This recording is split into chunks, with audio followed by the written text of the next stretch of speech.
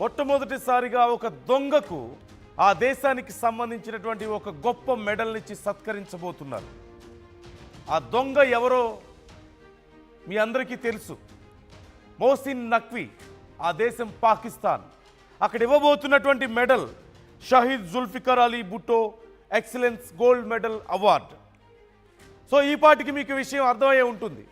Asia cup విషయంలో మరొకసారి పాకిస్తాన్ తన వక్ర బుద్ధి చూపిస్తోంది. ఏసీసీ చైర్మన్ మోసిన్ నఖ్వీకి గోల్డ్ మెడల్ ఇవ్వాలంటూ నిర్ణయం తీసుకుంది. ఆసియా కప్ ట్రోఫీ విషయంలో భారత్ వివాదంలో నఖ్వీ ప్రదర్శించినటువంటి వైఖరికి గోల్డ్ మెడల్ ఇస్తున్నట్లుగా ఒక ప్రకటన చేసింది.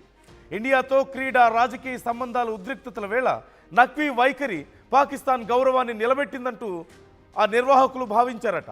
ఈ నేపథ్యంలోనే గోల్డ్ మెడల్తో సత్కరించాలంటూ నిర్ణయం తీసుకున్నారు. కరాచీలో నఖ్వీ అవార్డు ప్రదానోత్సవానికి ఏర్పాటు చేస్తున్నారు. ఈ కార్యక్రమానికి చీఫ్ గెస్ట్గా పీపీపీ చైర్మన్ బిలావల్ భుట్టోను కూడా పిలవబోతున్నట్లుగా తెలుస్తోంది. నఖ్వీ చేతుల మీదుగా ట్రోఫీని తీసుకునేందుకు ఇండియా నో చెప్పిన విషయం మనకు తెలిసిందే. ఆసియా కప్ ట్రోఫీని తన వద్దే పెట్టుకున్నాడు నఖ్వీ. ఈ నేపథ్యంలో కప్పు కావాలంటే ఏసీసీ ఆఫీస్కి వచ్చి తీసుకోవాలంటూ మాట్లాడాడు నఖ్వీ. ఈ నేపథ్యంలో నఖ్వీ ప్రదర్శించినటువంటి ధైర్య సాహసాలు, నఖ్వీ వైఖరి పాకిస్తాన్ గౌరవాన్ని నిలబెట్టేలా ఉందట. ఏముంది? ఏసీసీ కప్లో ఇండియా గెలిస్తే, కప్పు ఇండియా సాధిస్తే ఆ కప్పుని ఇవ్వాల్సింది పోయి దొంగతనంగా తీసుకువెళ్ళిపోయి, కనీసం ఏసీసీకి కూడా చెప్పకుండా తీసుకెళ్ళిపోయి తన దగ్గర పెట్టుకొని కప్పు కావాలంటే నా దగ్గరికి వచ్చి బ్రతిమలాడుకుంటే ఇస్తానని చెప్తే దొంగతనం చేస్తే దాన్ని గొప్ప విషయంగా పాకిస్తాన్ పరిగణిస్తోంది. అంటే ఇక్కడ కేవలం ఒక నాయకుడికి సంబంధించిందో, ఒక లీడర్కి సంబంధించిన మనస్తత్వం కాదు, ఆ దేశ మనస్తత్వమే అలాగుంది. ఆ దేశ మనస్తత్వం అలాగుంది మనకు కనిపిస్తోంది. ఇది కేవలం ఒకరి విషయంలో జరుగుతుందా? ఎంతమంది విషయంలో ఇదే జరగడం లేదు. మరోవైపు సనా మీర్ చేసినటువంటి కామెంట్స్ కూడా మనం చూస్తున్నాం. మహిళల జట్టుకి సంబంధించి మ్యాచెస్ జరుగుతుంటే అక్కడ కామెంటేటర్ సనా మీర్ నటాలియా పర్వేజ్ను ఉద్దేశిస్తూ చేసినటువంటి కామెంట్స్, పాకిస్తాన్ ఆక్యుపైడ్ కాశ్మీర్లో ఉండేటువంటి ప్రాంతం నుంచి వెళ్ళినటువంటి ప్లేయర్ నటాలియా పర్వేజ్, కానీ స్వతంత్ర కాశ్మీర్ అని చెప్పి మాట్లాడారు. అంటే రాజకీయాల గురించి కానీ, లేదంటే యుద్ధాలకు సంబంధించి కానీ, ఉద్రిక్తతలకు సంబంధించి స్పోర్ట్స్లో మాట్లాడకూడదు అన్నటువంటి నియమాన్ని ఉల్లంఘించి ఒక పాకిస్తాన్ కామెంటేటర్ చేసినటువంటి కామెంట్స్ ఇవి. స్వతంత్ర కాశ్మీర్ అంటూ కామెంట్స్ చేశారు. అది చిన్న విషయమా?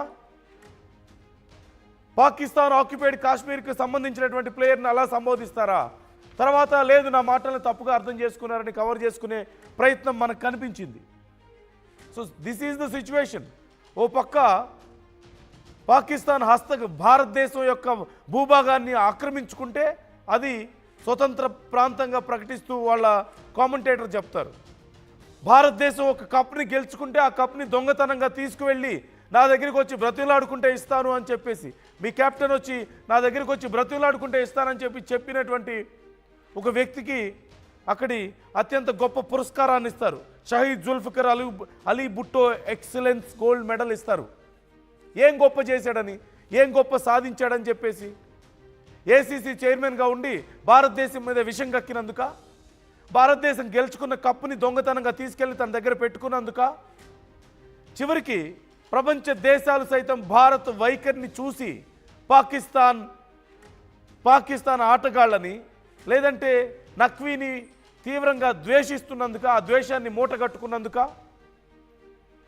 పాకిస్తాన్ ప్రజలు సైతం ఈ వైఖరిని చూసి ద్వేషిస్తున్నందుక అతనికి గోల్డ్ మెడల్ ఇస్తుంది.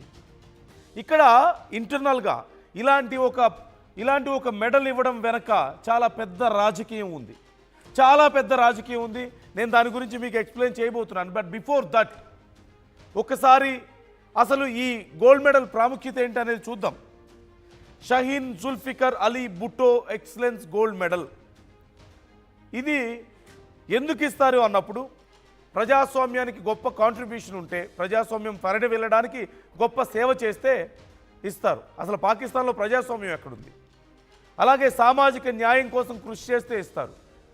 తమకు రాని కప్పుని దొంగతనంగా ఎత్తుకెళ్ళినటువంటి వ్యక్తి సామాజిక న్యాయం చేసినట్టు అవుతుందా? దేశ అభివృద్ధి కోసం కృషి చేస్తే ఇస్తారు. ఏం అభివృద్ధి కోసం మరి కృషి చేశాడు నఖ్వీ? సో ఇలాంటి గొప్ప గొప్ప లక్షణాలు ఉన్న వాళ్ళకి ఇస్తారు ఆ కప్పు. అసలు ఆ మెడల్ ఎక్కడి నుంచి వచ్చింది అనేది చూస్తే పాకిస్తాన్ మాజీ ప్రధాని పీపీపీ వ్యవస్థాపకుడైనటువంటి పాకిస్తాన్ పీపుల్స్ పార్టీ వ్యవస్థాపకుడు జుల్ఫికర్ అలీ భుట్టో పేరు మీదుగా ఈ అవార్డు ఇస్తున్నారు. ప్రజాస్వామ్యానికి సేవ చేసినందుకో, సామాజిక న్యాయం చేసినందుకో, లేదంటే దేశ అభివృద్ధిలో బాగా కాంట్రిబ్యూట్ చేసినందుకో ఈ అవార్డు ఇస్తుంటారు. అక్కడ వీటిలో ఏ ఒక్క క్వాలిటీ అయినా సరే నఖ్వీకి ఉందా? నఖ్వీకి ఏ ఒక్క క్వాలిటీ అయినా ఉంది? ఇవన్నీ లేకపోగా పాకిస్తాన్ ప్రజలే తిట్టుకుంటున్నారు, భారతదేశ ప్రజలు హేట్ చేస్తున్నారు, ప్రపంచ దేశాలు ఉమ్మేస్తున్నాయి వాళ్ళ వైఖరి చూసి. దొంగతనం చేసి తీసుకువెళ్ళిపోయారు, మోసం చేశారు. ఇవే క్వాలిటీస్. ఇవి గొప్ప క్వాలిటీసా ఈ అవార్డు ఇవ్వడానికి? ఈ అవార్డు ఇవ్వడానికి ఇవి గొప్ప క్వాలిటీసా? దీనికి మళ్ళీ ముఖ్య అతిథిగా పీపీపీ చైర్మన్ బిలావల్ భుట్టో జర్దారీ వస్తున్నారు. So this is the clear thing. ఖచ్చితంగా పాకిస్తాన్ ఏం కావాలనుకుంటుంది అంటే, ప్రపంచ దేశాల నుంచి ఎవరికైతే ఎక్కువ ద్వేషం వస్తుందో, ఎవరైతే దొంగతనాలు చేస్తారో, ఎవరైతే మోసాలు చేస్తారో, ఎవరైతే భారతదేశం మీద విద్వేషాన్ని కక్కుతారో అలాంటి వాళ్ళకి గొప్ప మెడల్స్ ఇచ్చి సత్కరించాలనుకుంటుంది. ఆ దేశ వైఖరి ఇలా ఉంది. ఇక దీంట్లో ఉన్నటువంటి రాజకీయ కోణాన్ని కూడా నేను మీకు చెప్పే ప్రయత్నం చేస్తాను. అసలు మోసిన్ నఖ్వీ ఎక్కడివాడు? ఏం చదువుకున్నాడు? Is a journalist. మొదట్లో జర్నలిస్ట్, ఆ తర్వాత ఒక రాజకీయ పార్టీకి సంబంధించినటువంటి కుటుంబం నుంచి ఒక యువతిని పెళ్లి చేసుకుంటే ఆ రాజకీయ పార్టీ బలం అతనికి వచ్చింది. దాని ద్వారా రాజకీయాల్లో ఎదిగి అక్కడ ఒక ఛానల్ కూడా పెట్టి రాజకీయాల్లో ఎదిగి ఆ తర్వాత పాకిస్తాన్ క్రికెట్ బోర్డుకి హెడ్ అయ్యి అక్కడి నుంచి ఏసీసీకి హెడ్ అయ్యాడు. అన్నీ దొంగదారులే. తనకి క్రికెట్ తెలియదు, ఎప్పుడు క్రికెట్ ఆడలేదు, కానీ క్రికెట్ బోర్డులకి ఎలా హెడ్ అవుతాడు? ఏషియా క్రికెట్ బోర్డుకి ఎలా హెడ్ అవుతాడు? అతను ఏషియా క్రికెట్ కౌన్సిల్కి ఎలా హెడ్ అవుతాడు? చైర్మన్ అవుతాడు. ప్రతిదీ దొంగదారిలో వచ్చిందే. సో ఇప్పుడు ఈ అవార్డు ప్రధానోత్సవం దేనికోసం అంటే, మనందరికీ తెలిసిందే, భారతీయుల మీద విషం కక్కే వాళ్ళకి, భారతీయుల ప్రాణాలు తీసే వాళ్ళకి, లేదంటే భారతదేశానికి నష్టం చేసే వాళ్ళకి, అంతర్జాతీయ స్థాయిలో భారతదేశాన్ని అవమానించాలని చూసే వాళ్ళకి పాకిస్తాన్లో గౌరవం ఇస్తారు. ఇలాంటి దొంగలకు గౌరవం ఇస్తారు. సో ఇప్పుడు భారతదేశంకి తలవంచకుండా చాలా గొప్పగా భారతదేశానికి బుద్ధి చెప్పి వచ్చాడు అన్న ఉద్దేశంతో అక్కడ వాళ్ళు అలా భావిస్తున్నారు. అన్న నాయకులు ఇక్కడ అవమానపడిపోయారు, ఇక్కడ ఏమీ సాధించలేక చేతగాక ఓడిపోయిపోయారు. కానీ అక్కడ వాళ్ళకి ఎలా ఉంది?